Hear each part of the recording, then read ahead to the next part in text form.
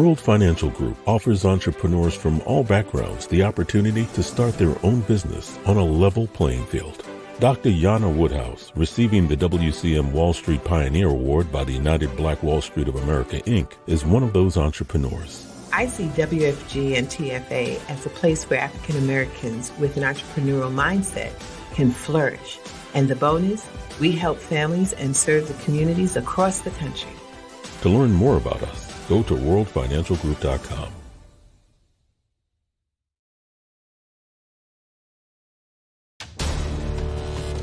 We are the sons and daughters of the soul. We are resilient and forever forward-thinking. We ask for nothing else than the opportunity to live and to create the lives that we were meant to live. We want nothing but an equal chance at options and possibilities. The same possibilities and options to live out our potential as our fellow man. We want to be heard, understood, and expressive in our reality. We are the future. We are the creative. We are here.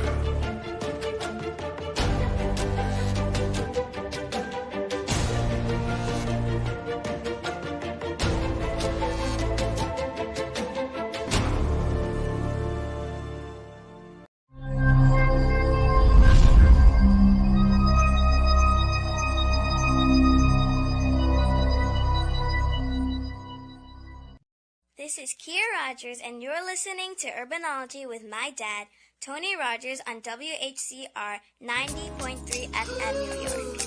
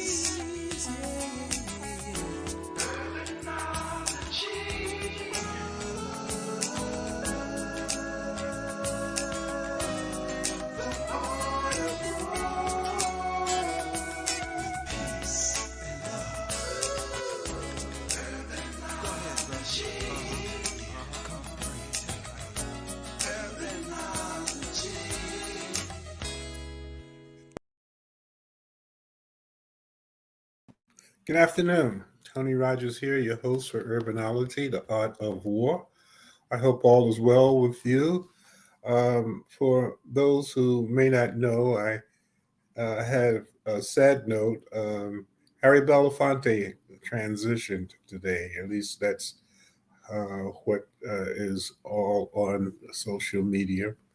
So I would like to give my condolences to friends and family of Mr. Belafonte. He was truly a giant, and I'm sure that his legacy will continue. He and Mr. Portier is in heaven now, I'm sure, bringing energy as to continuing their work. And it's interesting. I have today a person who I've seen grow, and I'm sure he has a lot of historic information as relates to where many of those giants like Sidney and Belafonte and so many other stars really did a lot of work in Harlem, especially in the Harlem YMCA. But that's something that is probably another story at this point, but may be part of some of the conversation that we have with a person who is known as Mr. Harlem. He has a location, the New Heritage the Association, and he is now part of the annual Harlem Late Night Jazz group, because in his location he also has Club Harlem, which we celebrated the last day of the festival with a salute to John Coltrane, a wonderful event. But I'd like for the listeners to and viewers to meet a person who's been dedicated to providing information about the village of Harlem for many years, Mr. Neal Shoemaker, uh, also known as Mr. Harlem. Pleasure to be with you, Tony. Pleasure to be with you. Definitely always good to be in your presence. And you know that I'm a big fan of yours. As I of yours, Neal. Um, Give the listeners, we're going to get into some of the things about your work in tourism, but tell the listeners and viewers a little bit about yourself. Who is Mr. Harlem? Mr. Harlem is a guy born and raised in Harlem his entire life, and one who is really, really in love with the community's history.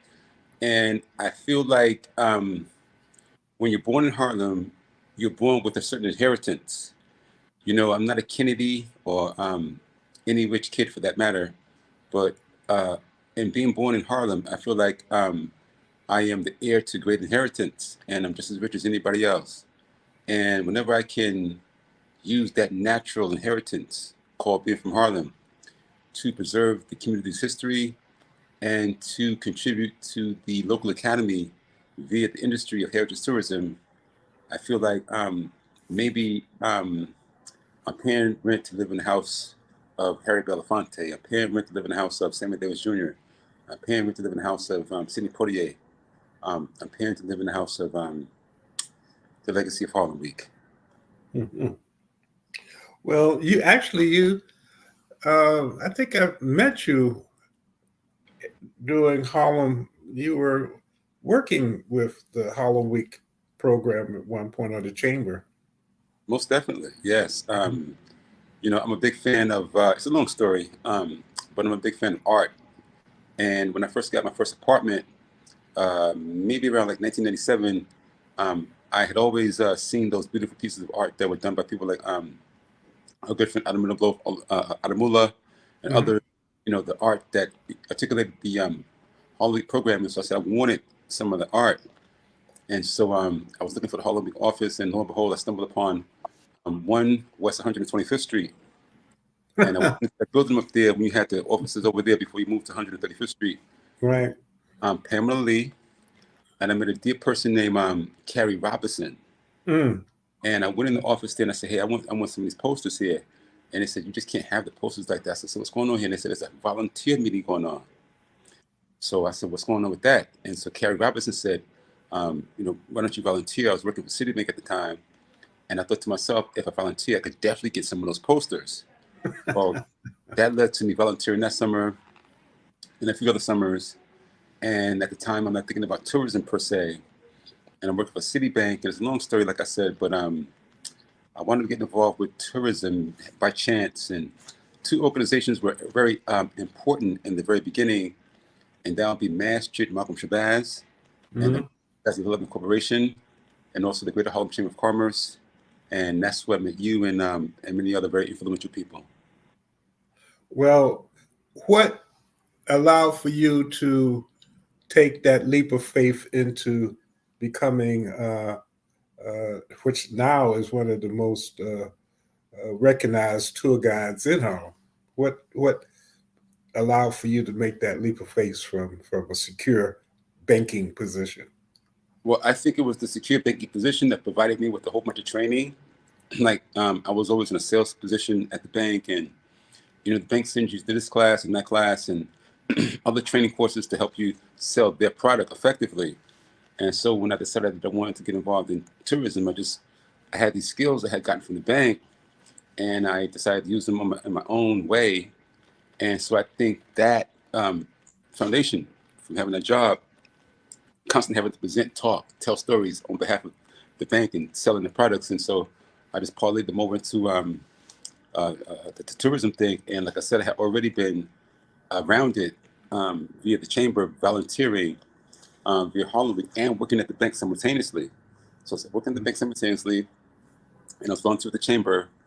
And then one day I decided that I wanted to do this full time, and that's when again, it met some very important people at Mass Malcolm Shabazz and the Development Corporation, and I teamed that relationship with the Greater Harlem Chamber of Commerce, and I took a leap of faith, and it was really good timing because this is the time when Harlem was like making that turn. As you know, Tony, been here for a long time in various capacities, but many probably remember like the mid '90s when people saying, "Oh, this is going to happen, that's going to happen," and Isaac Hayes is going to do this, and so forth and so on. There was so much excitement in the air. Some things happened, some things didn't. But this is the time when people were taking interest in coming to Harlem, especially our European brothers and sisters. And so I just happened to be here at that time, and then we ran into 9/11, which was a very precarious time. But we were able to get on the other side of that, just like we were able to get on the other side of the pandemic. And so yeah, it's the love of Harlem's history, I think, really that gave me the interest in leaving my day job because it was something that I really enjoyed doing, and I had fun with it, and I loved talking about Malcolm X and Marcus Garvey. And there's a certain, how can you say, enthusiasm, euphoria, eureka moment, I guess, that happens when you fill yourself up with the culture of your own. And I don't know how to, Tony, I'm sure you probably experienced this, just something that happens when you know that you come from a great place. And you see, I think that everybody wants to belong to an important group, whether it be an exclusive golf club, or whether it be a fraternity or sorority, or whether it be a group that's originated in sexual orientation, or whatever the case may be. So when one can say, I'm from Harlem, right? Club Harlem is me. I was born and raised out of this place. I remember there was ratchets and roaches and so forth and so on, but we didn't care because we was having too much fun with the fight hydrants and so forth and so on. And so when you have that in you, it may lead you to taking a leap of faith because you're doing what you love doing. And when I came across the environment that I was exposed to early on when I was volunteering at the Chamber of Commerce, when you had the event and you had all of the diversity of people coming in from all of the organizations, and you had a room that started out as a blank room, but then Lloyd, you guys would turn it into like some extravagant boardroom, and just seeing all of that process take place and to be around that, I think I probably said to myself, "Yeah, I like that. I want to be a part of that." And I never forget something, Tony. One night we were all in, I think we were all in Minnesink Townhouse, and the event taking place. And Lloyd was up there, and he was doing his masterful MC thing. He's a very masterful MC, Lloyd Williams. I said to Lloyd, I said, "Listen, I want to be like you." He whispered me to my ear. He says, "No, you be better than me." Lloyd told me, yeah. So it was initial interactions like that.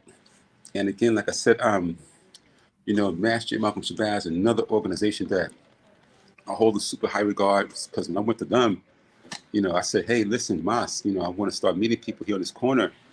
And if you can imagine, Tony, one of the first tours I did was I adapted the autobiography to the streets of Harlem. Adam and Malcolm were people who I think were foreseeing. They knew that the images had to be like captured because they knew the annals of history would want to record them. So when Malcolm wrote the book, he wrote it in a way that you can actually envision the area. So I annotated the book and I made a tour out of it. And I went to the mosque, if you can imagine. Now, I got to be honest with you, at this time, I don't really understand the mosque behind the scenes because the mosque has a reputation of being, pro-Malcolm and pro-Malcolm maybe being anti-white. So here I am, I have this ad I put in the paper for people to come into my Malcolm X tour, and like 40-something white people show up on the corner of the mosque. I'm thinking, I'm going to get shot this day or something. And so I got all these people, and I got to pull up this gig, and I got to talk. And I ain't never done like this before in my life. And the people showed up, but I got to do it, right? So I'm doing what I'm doing, and so forth and so on. And I never forget one of the brothers from the mosque come out. And I'm thinking, this is it. I'm like, okay, I'm in trouble now. And the guy said to me, "You saw something we didn't see. Go do a good job. I was like, really? Cool. So now I got to pull it together, right? And I got some stuff going on. I never did this before in my life, but I got it together, pulled it together, and I started and I ended it at 22 West, which is the restaurant that Malcolm will go to often. And at the end, I got a round of applause. I was like, wow. So I continued my working with people like yourself, and you told me great stories about 1974, the first day of Harlem Day, and how it rained and how it stopped raining at the right time, and it turned out to be a day that the weather permitted, and that day turned into a week, and that week turned into a month, and so I kept getting these stories from people like yourselves and having my own lifetime. And I tell you, when we first started this tourism thing, there were people here doing tours before me. Of course, Chamber of Commerce, you guys are, of course, pioneers at this, so I don't have to speak to you about it, but when I got involved, Harlem is not the Harlem that we know today, and we got mentally ill people in the street today. But I think the community is more tolerant now of diversity and of like multi everything, ethnicity and sexuality and multi. And back then it was crazy. I had people saying, "What the hell are you doing, man?" And throwing things at me. And I mean, I'll have to go back to the people and say, "Hey, wait a minute, hey, wait a minute. Remember the guy that was looking by a second ago? All the white people? That was me. How you doing?" Yeah, I have to talk to him and let them know what heritage tourism means for the community. Say, I'm not here to sell the property. And I point to a bus. I see that bus right there. Got 30-something people on it. All those people pay somebody from downtown. Something about you. And then before you know, I have to win this guy over and then keep doing this. And now I walk through Harlem now and I see people doing tours in various languages and so forth and so on. But I remember 20 years ago when that was probably not something that was happening. Right? Well. Again, Neal, you have been able to weather the storm quite well, and this is, I believe, very truly our time to begin to take advantage of all of the things that we work with. As I have mentioned to you before, uh, we're developing a site, the Harlem Tourism Board, goharlem.org. And actually, you're on there. If you go to goharlem.org and, you're one of the tour uh, companies that are there.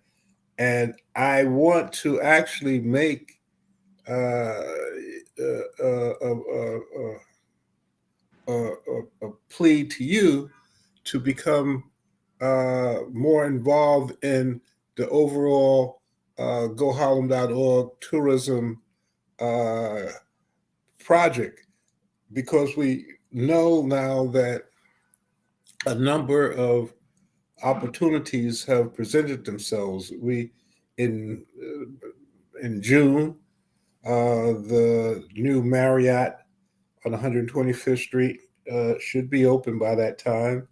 That will have an opportunity for groups now to come to Harlem, develop packages.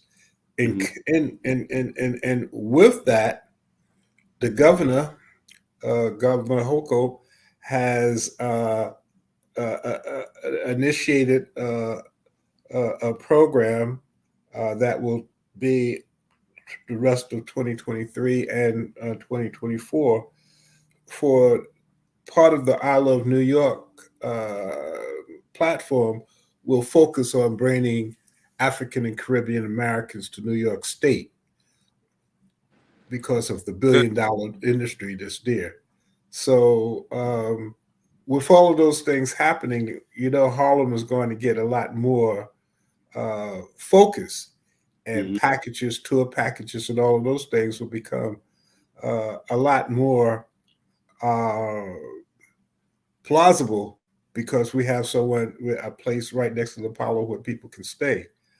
And based on your work, New Heritage Tours will take the lead from the tourism board component if you agree to fill that space as relates to when people come to the tourism board, who want to have tour packages and what have you, and even when we talk with the hotels, which we are doing now, New Heritage Tours will be the first in line to begin to evaluate how those things are taking place. There's a lot of stuff that we've been working on for training tour guides, Jackie Orange, had started that project we want to start looking at now, based on the fact that the tour opportunities will become greater as an economic development program. And the things that you've experienced, Neal, as was in training, understanding what to do, how to get a license, and plus you have a location, which we'll have to talk about, where people can gather and talk about different things and even do training. So this is our time. We've been doing this for a long period of time, but it's important for us to seize the time. And one last thing, which you said that was extremely important, the goharlem.org site that will list all of the entities that are taking place, all of the events, the restaurants, as many as possible. All we need is the content to put on the site. Will be helpful, obviously, for the tours, but for the people who are in the neighborhood, the people who are in Community Board 11 who may never have come to here, to go to a site and see that Club Harlem is doing a major event, come down and see it. Or if you want to have a tour, check with Harlem Heritage Tours. That in itself, because Harlem, as you know, is a city within a city. Matter of fact, out of the 4 community boards, at least actually each of the 4, 9, 10, 11, and 12 community boards have a population that's larger than some cities throughout the country. So when you put them together, it makes the greater Harlem area maybe about the 10th or 12th largest city in America. So there's a lot of economic development opportunities that are going to take place, and people like yourself, we want to be able to be on the front line with that. Sounds good to me.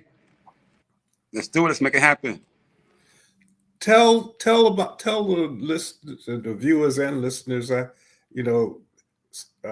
ride Soul City and WACR, so sometimes I tell the audience, which is a good way to put it, about new heritage tours.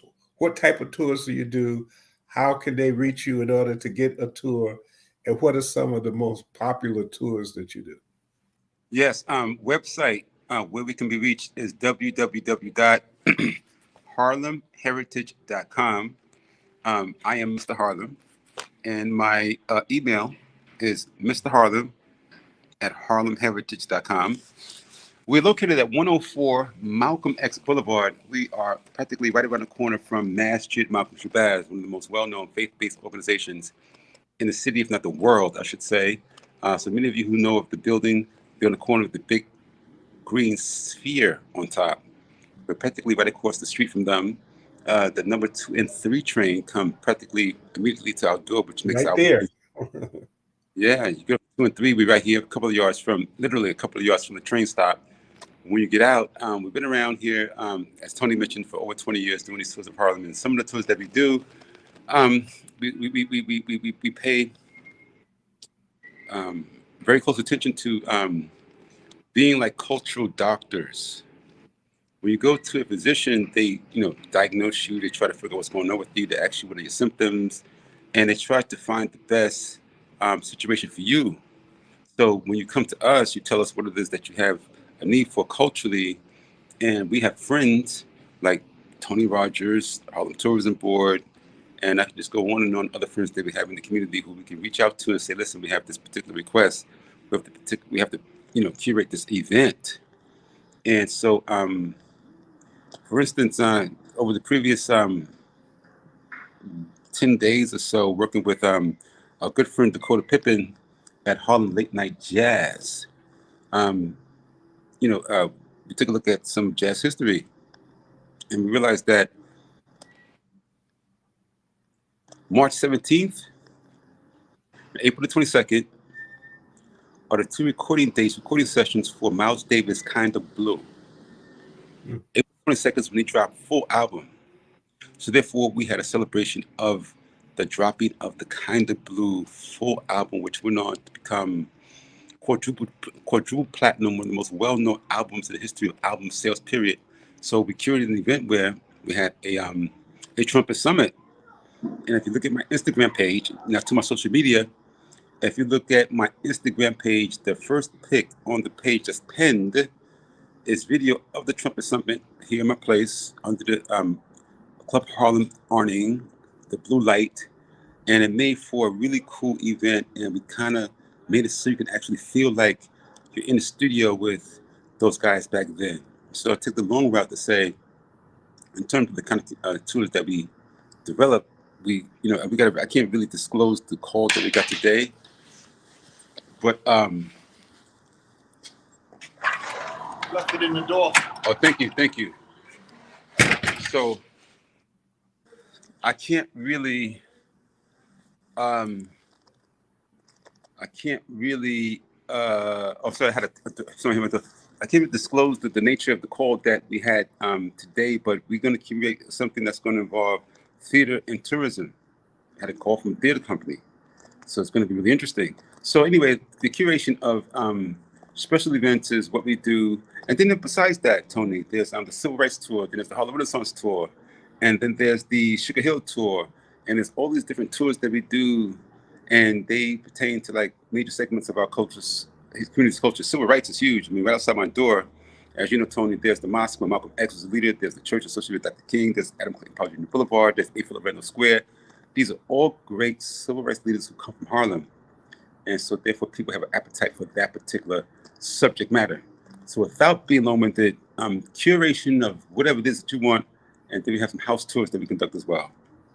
Now, when did you obtain the space that you're in now, which is a very nice space? It's a storefront, and it has a great deal of pictures, history, which is what you were looking for. But when did you acquire that space? We've been here for about like 15 years now, long time. But it's just now, Tony, that I'm finally in a position where I know what it is that I want to do. I know how I want the space to function. I've been able to put together piece by piece. Never got any funding from anyone. Never got any city funding. Never got any money from any politicians. Nobody. Everything go out, work, bring in money. Go out, work, bring in money. Collect some intellectual property. Figure out what I want to do. And finally, have a room here that I think is pretty interesting. People come in, they feel the warmth. There's pictures on the wall all over the place that reflect our local history, our local heritage. There's a big screen up behind me where we show video. There's another big screen for a storefront screens here. Where we project video against the screen in such a way that the storefront windows turn into projection screens themselves. So this is my place here. And this is where just last weekend there was our jazz night, a Harlem Jazz Nights, a Harlem Late Night Jazz Fest, and it was great, man. We had a good time, and so I'm working with again, like I said, Dakota Pippin and those guys. We were able to curate some really cool events. You were sitting practically where I'm sitting at right now, Tony. Yesterday, and you were here. Was it yesterday or the day before yesterday? Actually, you were here with us, and so this is where I am, and I'm very pleased. And I'm very blessed to be able to have this 700 square foot space. Be here, like I said, Tony, for about 15 years, very close to the subway. And so, yeah, man, we get people coming from all over the world. And they're looking for some place to walk in and they can say, I'm in Harlem. They want to feel like they're in Harlem. They want to see something, some pictures, some imagery, they hear some sound. And that's what it is. And for what it's worth, not that it's mandatory, but it also helps tremendously so when people see that the venue is owned by somebody who is actually from the community, right? Born and raised here their whole life, and taking a tour where not only do you see the sites conveyed like you would convey them from like a text, the book, but to be able to walk down the street and say, hey, this is the guy who helped found Harlem Beat, hey, Tony Rogers, talk to the people. And you come over and you talk about what it was like back then, and to talk about your professional career at CCNY and what makes Tony and the Harlem Tourism Board. They got to know Tony to do that, right? And so, not to say that people, you know a lot of people, Tony, of course, but Yeah, so that behind the scenes, in depth, culturally oriented experience that people want, so that they feel like they got the community's history from the community. So when you come inside of a place like this, and I'm the owner, born and raised here, it's kind of like going inside of like the African Nationalist Memorial Bookstore, or maybe going inside of the old Black Liberation Bookstore, or maybe going inside of the Babatuji or the Tunji Cultural Center, where you walked inside, it wasn't, you know, lacquered down or whatever, but the guy who owned it was really authentic pictures up. He had sincere heart about educating the people. There was literature that was around. Sometimes literature had a little water stain because it was watery or whatever, but he didn't throw it away. He kept it there. So the throwback to that kind of aesthetic, when I was a kid here in Harlem, is what we take seriously, and just using what you got to get what you want. And the people who come in, actually, they're looking for authenticity, the real thing, right? That's the thing, and I think that's a big word here. Authenticity. Neal, can people rent your space for events or Yeah, use your space? Because there are not a lot of spaces like yours that are now uh, owned by us that can be affordable for groups to do things. So from time to time, do you kind of let groups come in and do events yeah, and all the or time. programs? Yeah, and that's a good question, Tony. You know, I guess you could say there's four things that we like to do here. One would be, of course, visual information. Somebody wants to know what's going on in Harlem. You know, Hmm. um, today we have Harlem Week, or tomorrow we're going to have Juneteenth, or whatever the case may be. So, the, Hmm. the, the providing the information, the providing the Right. cultural content, and our window here starting tonight, as a matter of fact, starting tonight, guys, all of you walking back and forth in front of 104 Malcolm X Boulevard, you're going to see projected against the window video that projects Harlem's history and things to do in Harlem. So that's the first thing. Secondly, we manufacture our own merchandise, right in the back. Thirdly, of course, some place to come and orient yourself for the tour you're taking on the big screen back there. And you probably see a big screen back there. There's video that's shown, and there's pictures probably around the wall. I don't know if you can see them. They're on easels, and those easels that you see have photos on them, and those photos pertain to the theme of that given tour for today. So I think we were doing civil rights today. So you might see imagery of, like, on these easels, of Malcolm X and local civil rights history. And up on the screen there'll be video that will complement the pictures. And lastly, I mentioned three things. And lastly is the community stuff, where it may be a repass, unfortunately, because somebody passed away, or maybe it's a baby shower, somebody's born, or maybe it's a graduation, or maybe it's just people in the neighborhood who want to watch the fight and see if Tank Davis can beat the guy again. That kind of. I think I saw, Matt McCoy, Soul City. They do a lot of filming about different things, not only in Harlem, but with a focus at Harlem.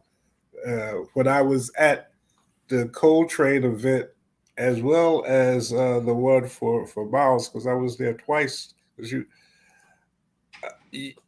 there's probably a lot of opportunities to to broaden the scope of Harlem through what you're doing using forums like Soul City and being able to project uh, to people who um, may not have understood how they might be able to experience Harlem in a way that you can provide for them.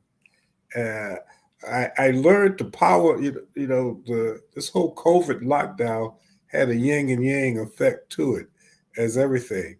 But one of the things that I learned, as you know, Harlem Week used to be a month. It started from a day to a month, and then the lockdown, everything had to really be done through social media in some cases. But what that resulted in for the last 2 years, Sunshine Sachs is one of the major marketing entities in New York and the world actually, because they're an international group, but they have partnered with us for a long period of time, and their tracking of the impressions, 1 billion people were able to experience Harlem in some kind of way. Actually, this year was 1.6 billion people. So, what that means is that events like Harlem Week and many other events that take place with a forum like a goharlem.org, I have to push that, billions of people will be able to experience what we're doing, what we're talking about now. I mean, right now, we're being able to be seen. Thousands of people are seeing you and what you have to offer. And now that we have these uh, forums, as well as the fact that tourism is coming back alive again, I think this summer will be really the first summer since 2019 that people will feel really comfortable about coming out. Last summer was pretty cool. I mean, it was, because people, but there was still kind of the pandemic, put a hold on a lot of minds. But I think this summer should be really when the whole tourism components start to really flower again. Well, And yeah, go ahead. I'm sorry to cut you off. I was watching the news before you guys came on, and today they mentioned that it was the first day that MTA patronage is back at pre-pandemic levels. Like people taking the train is back to normal. Like the same numbers this time before the pandemic this year is people. So I said it to say that indicators that what you're saying is right, right? Indicated Mhm. back on the trains pre-pandemic numbers again, right? So I think that's a testament to the fact that what you're saying is right about uh, the upcoming summer season. And Neil, your knowledge or history of the community. I know you grew up here, but how did you become so knowledgeable about the different locations in Harlem and the different histories of the people who are legendary in Harlem? What were some of the sources that you used in order to uh, improve your ability as a tour guide? I'm just one of those lucky guys, man, who I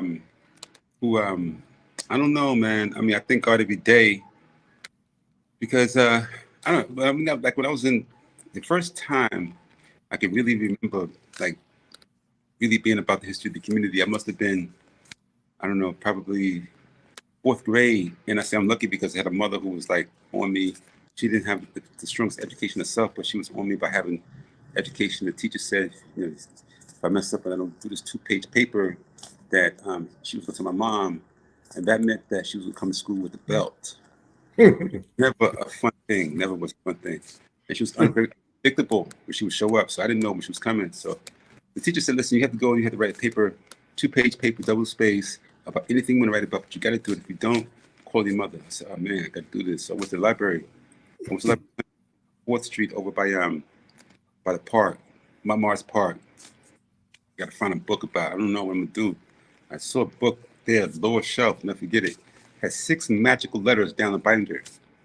Tony, letters were Harlem, Harlem. Yeah, I'm reading it. It was like book, the books in the library back then. They had the cellophane paper that seemed like it was 1,000 years old, and it's, like onion skin kind of cracking off of it.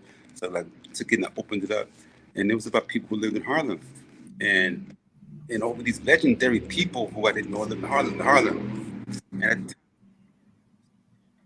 song, everybody singing it, and then it said that Sammy Davis Jr., the Candyman, lived in 131st Street. I think it was building number 46. That was my father's building. I was like, wow, if the Candyman lived in this building here, maybe some candies in the building. when in buildings, my head is, young kid. But then I'm like, wow. So I kept reading this book, and I forget. The book said, and Samuel Davis Jr. had a nickel in his pocket, and he had to make a decision: either keep the nickel and eat with it and have fun, or he walked all the way from Times Square. So he kept the nickel a lot of times and walked from Times Square. That was impressive to me. Again, when I mentioned to you, now I'm a part of a special group. My father lives in the same building where Samuel Davis is from. I must be a part of a cool group called Being from Harlem. And and that kind of thing happened. And so, every time something like that happened, and I saw something about Harlem, I would read it, never knowing that I'd be a tour guide or anything like that, but just knowing that I'm a part of a special club. And never forget, one other thing that happened that was very interesting and very impactful.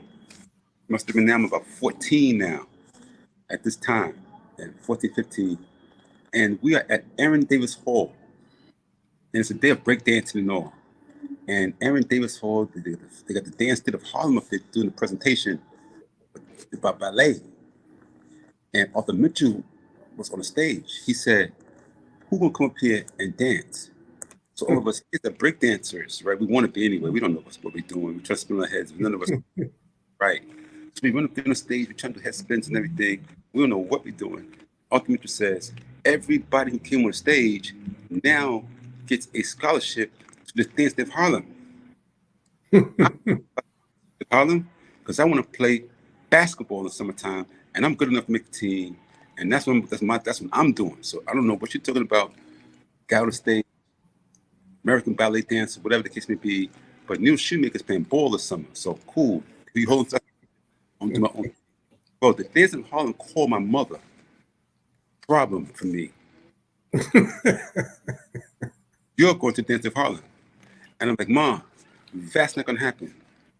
I'm talking to a brick wall.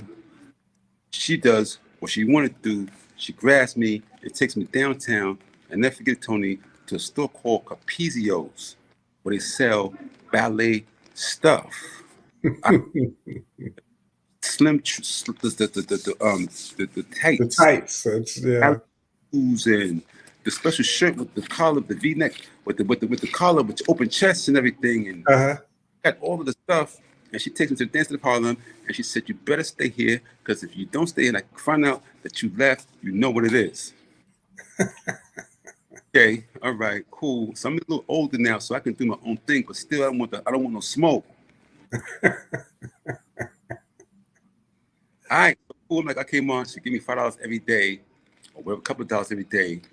If that's the case, the transportation all the way up to the dance of Harlem, all the way up into the heights of Harlem. I ain't never been up in Sugar Hill. I ain't never seen that part of Harlem before in my life. I decided I'm keeping the money and I'm walking up there. And up through Harlem, through Sugar Hill every day, and I am fascinated by the area, and it's like something out of a postcard.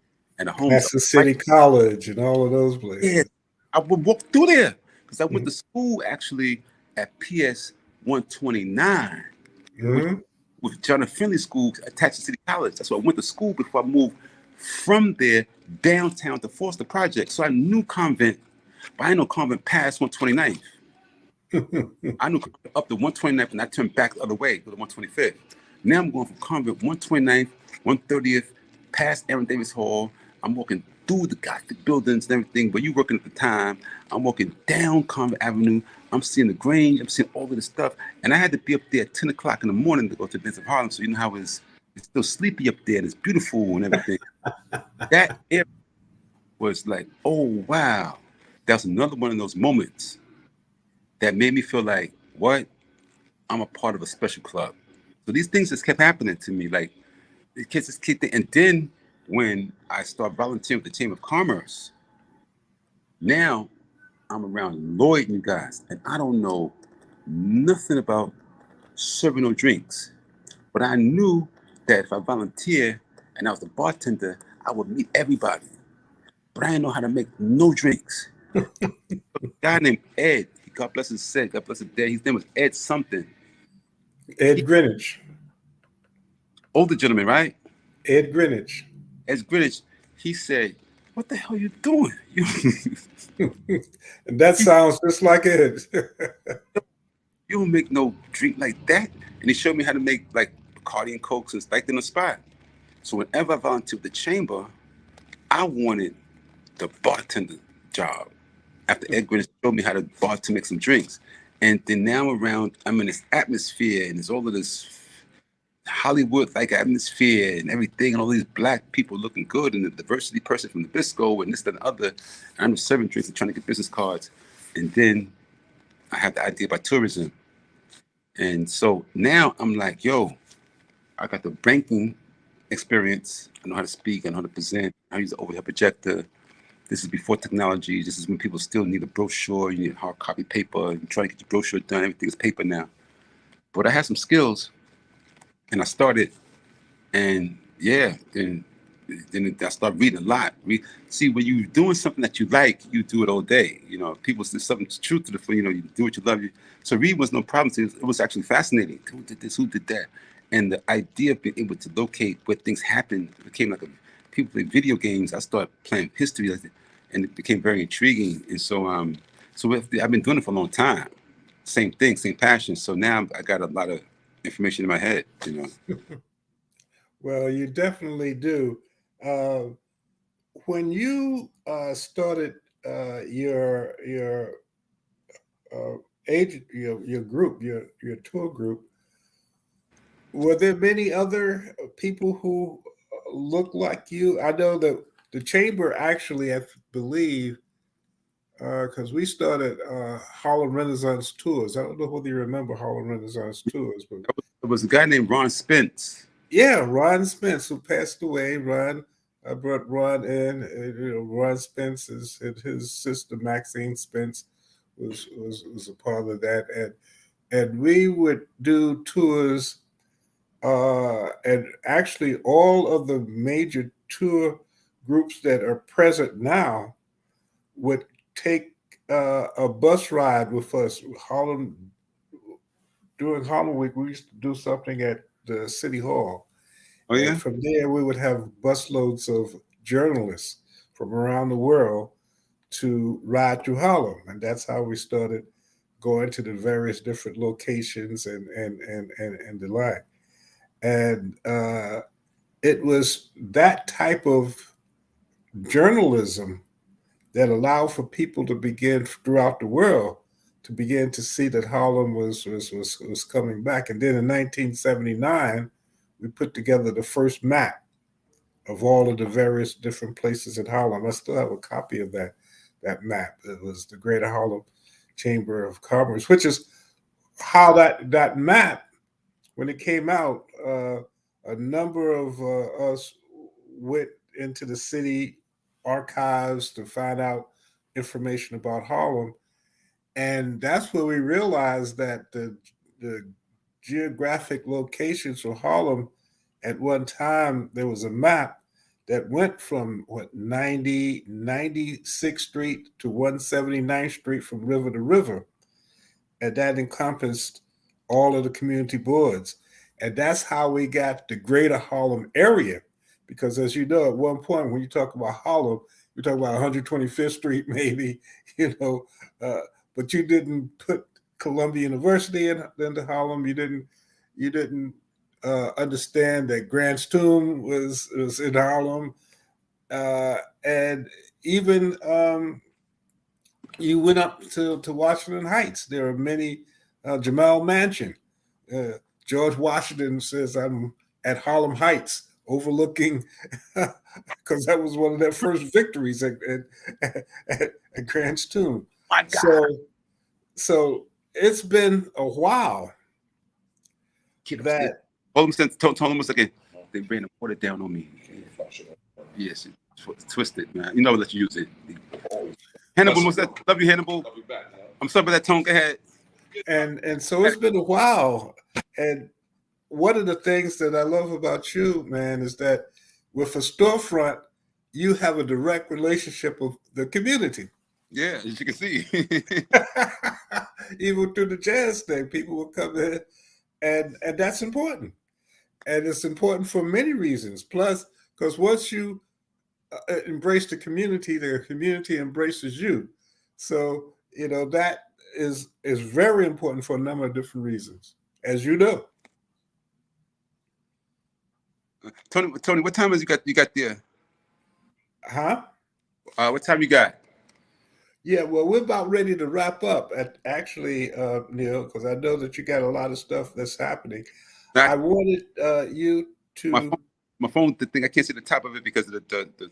Anyway, yeah, but no, Tony, it's always a pleasure talking with you. No question, but I'm looking forward to working with you with Go Harlem. And again, like I said, when I said to you that I'm a big fan of yours, and I tell you my history as it pertains to tourism, you guys are part of it. Before I even got involved in tourism, those days I was volunteering with the Chamber of Commerce, it gave me a behind-the-scenes look at tourism.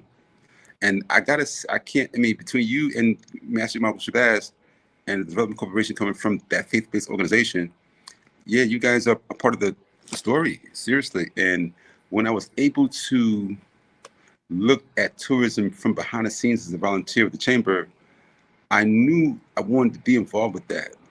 And I knew this was cool. It felt great.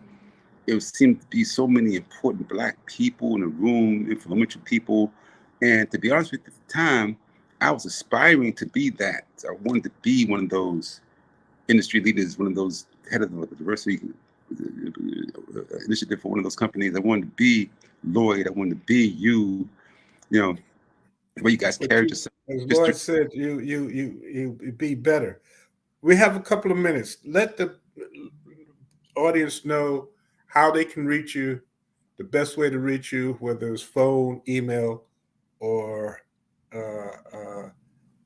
any of the other social media vehicles. Yes, you can meet me. You can reach me through.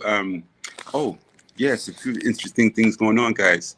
One is I'm going to be working with the Tourism Board, Harlem Tourism Board, and other organizations. Harlem Tourism Board, particularly, in providing. When you read a book about a place, many times you want to visit the place, but we're going to have it where you're going to read books about Harlem, and you can read it from anywhere around the world with us together, the Harlem Heritage Book Club. Then you can come to Harlem and go through the pages of the book. For instance, all will read the autobiography of Malcolm X around the world, but then we're going to come to Harlem and go to the sites associated with the book and visit the mosque and visit the place where the first gatherings took place and visit the YMCA where he went first, and everything he writes about the book, you're going to be able to visit those sites. But incrementally, we're going to have like book club meetings online, and you can actually come. There's one that we're going to do that's going to be very interesting, guys. Harlem on My Mind, 69. Tony, I'm sure, probably is familiar with the exhibition that took place at the Metropolitan Museum of Life, sorry, the Museum of Art in 1969, where there was a big upset community of artists who felt like their art was not in these lily white art institutions. So the Met said, we're going to answer that by having a show called Harlem on My Mind, which is going to feature the photography of James Van Zee, and it was done in such a way that you didn't have typical like art on walls. There was multimedia. There was like oversized print, so forth and so on. And people said, "That ain't no art. What is that? That ain't." And the people were crazy, and there was a big like to do about that, and people upset. But what it did do is it brought to light the legacy of James Van Zee. So what we're going to do is we're going to go back to the Met, and we're going to recount those days when folks are upset about the art not being on the walls. And but before we go to the Met, we're going to read the book called Harlem on My Mind, which is the catalog book for the show. And the book has been used as a teaching text for a whole bunch of people because it tells the story of Harlem from the 1900 to 1968, which is the years in which the show at the Met would tell the story of. And so you read Harlem on My Mind around the country, and you read all of the stuff about the community's history from 1969, and then you go to the Met, and we talk about what it was like in 1969, and then we come down the Museum Mile. Because you have to come from the Museum Mile from the Met to get to Harlem. We're going to pass the Frick. We're going to pass the Guggenheim. We're going to talk about what it must have been like at those institutions for the Black artists in 1969. But we come across 110th Street, You have the opportunity via the book that we read online to learn about Harlem's history from 1900 to 1968, stuff, all those sites associated with what's in the book. And you can now do the turn of the century. You can do Great Migration. You could do Harlem Renaissance. You could do Harlem Civil Rights, Harlem Hip Hop, and so forth and so on. It's a long-winded presentation I'm giving you here, but it's going to make sense via our Harlem Heritage Book Club. So we're going to release that tonight. I'm going to send a link to Tony. Tony will send it to you. You have to read the book with us and then take the tour. Well, again, my brother, one, I'm going to come by and look at the windows tonight. What time is that going to start? Once it gets dark, right? Yeah, I have a tour to do. I'm going to leave you. I'm going to meet some people at 5. I'll do a tour from 5 to 6:30. I'm coming back and come on at 8. Uh-huh. And the other thing is give your phone number and email. Okay, cool. So phone number is 212-280-7888. Cell phone, which most of my calls go from my main line to my cell phone.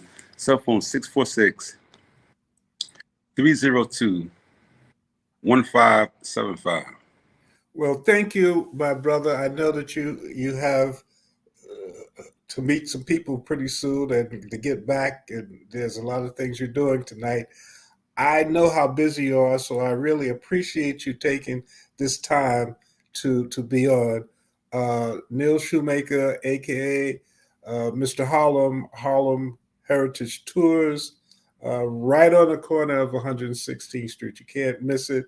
Once you get out of the number 2, number 3, go to the website. All of the things that Neal talked about will be on his website and eventually on the GoHarlem.org website.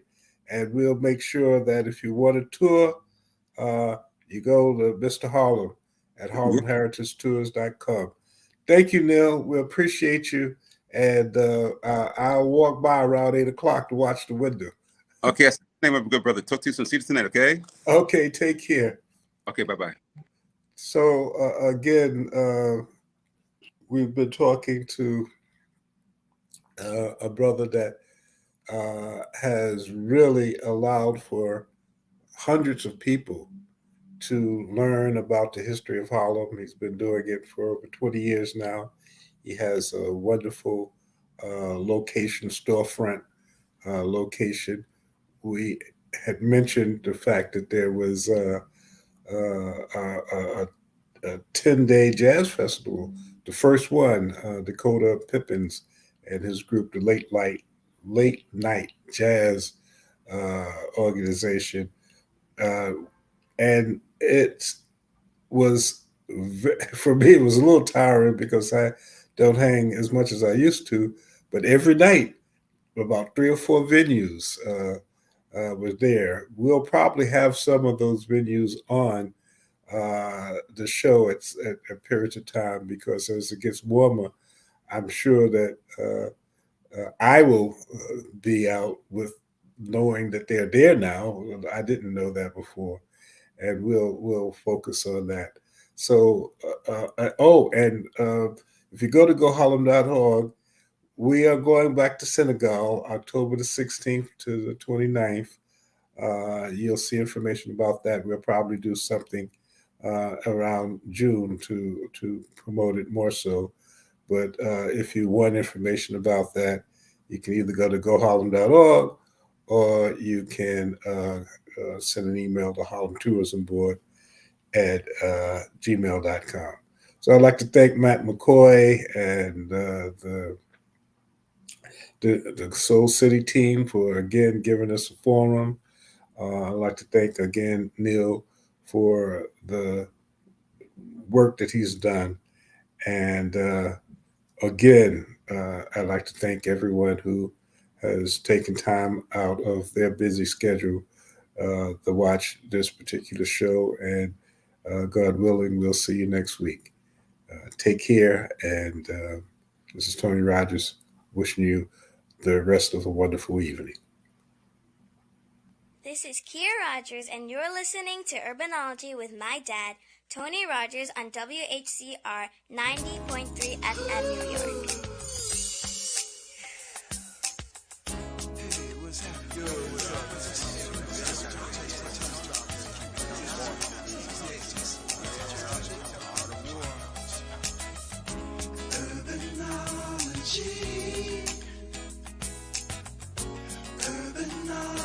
Urbanology.